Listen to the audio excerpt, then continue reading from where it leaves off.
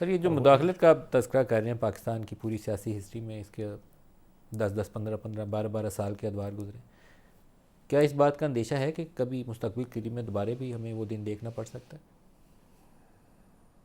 मेरा नहीं ख्याल। क्यों?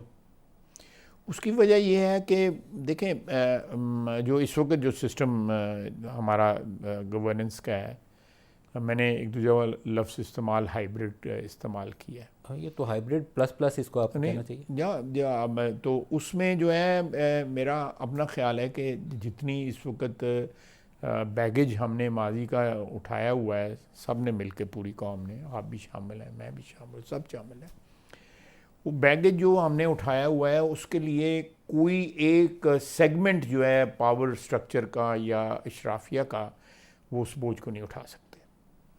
ये जो, और ये कब तक ऐसे ही चलेगा? जब तक हम इसमें से निकल नहीं जाते, इस खोबे में से। कोई टाइम फ्रेम? मेरा ख्याल है कि इकनॉमिक रिकवरी इस तरह जारी अगर रही जिस तरह इस वक्त आहिस्ता आहिस्ता इम्प्रूव हो रही है, वो क्रेडिबिलिटी जो है इस्टेब्लिश हो रही है, जो लोग यहाँ पे इन्वेस्टर्स हैं पाकिस्तान के अंदर भी बाहर भी, खुसूसन पाकिस्तान के अंदर जो हैं उन सामने नज़र आ रहे हैं, बावजूद पीटीआई की कॉल के रेमिटेंसेस जो हैं वो बढ़ी हैं, कम नहीं हुई।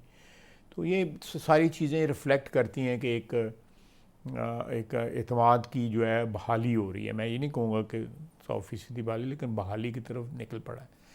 तो मेरा ख्याल है कि अगले 1.5-2 साल के बाद we will be in a position to evaluate कि आज हम कहाँ खड़े हैं, और उसके बाद कोई फ़ैसले जो है किए जा सकते हैं। पॉलिटिशियंस ड्राइविंग सीट पे आ सकते हैं? पॉलिटिशियन ड्राइविंग सीट पे आ सकते हैं, या इस चीज़ को कंटिन्यू किया जा सकता है जैसे भी हालात हों, जैसे हालात